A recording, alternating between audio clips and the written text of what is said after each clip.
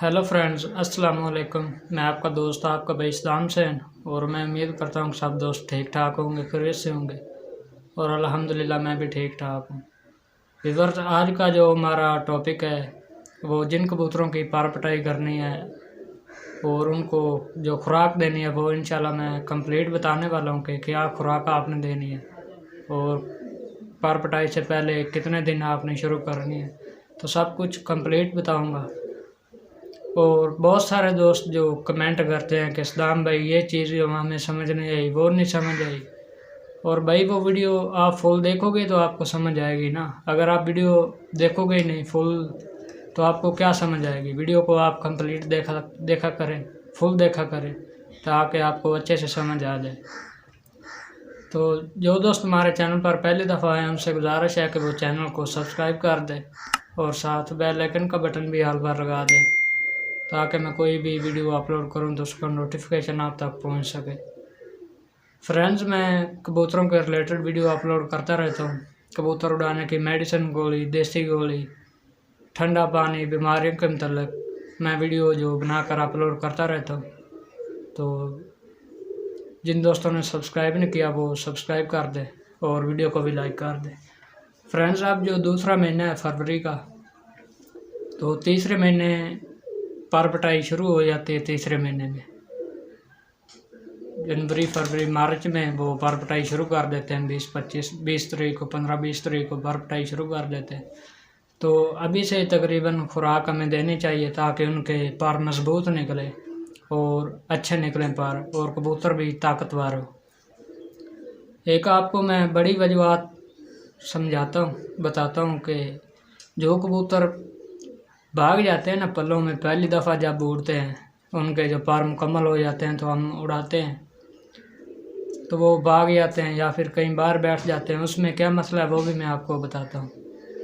देखें, जो कबूतर कमज़ोर होगा ना, कमज़ोर होगा जो कबूतर, उसको आप उड़ाएंगे।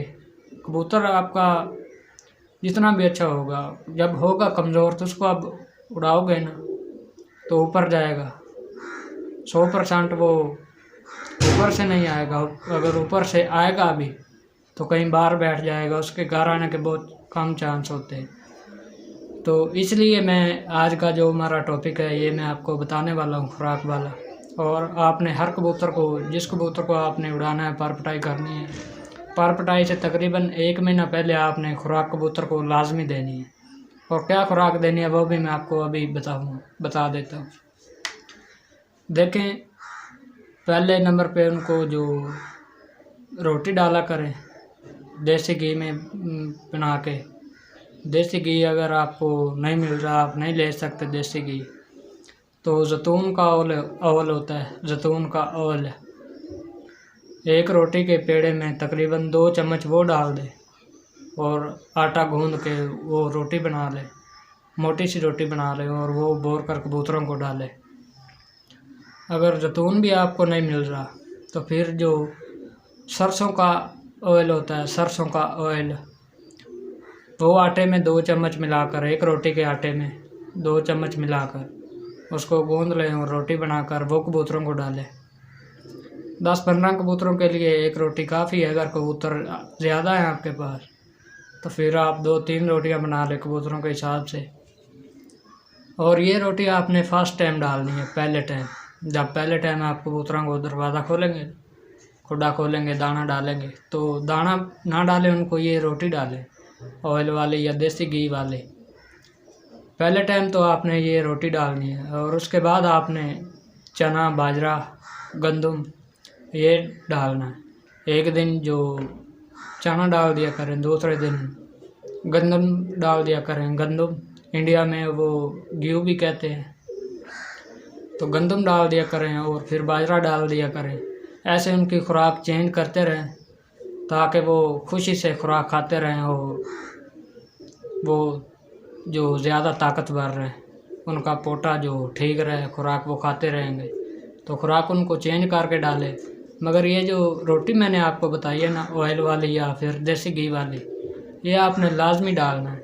अगर आपने तीसरे महीने कबूतरों की पर पटाई करनी है ना तो अभी से आप ये रोटी शुरू कर दें कबूतरों को डालने।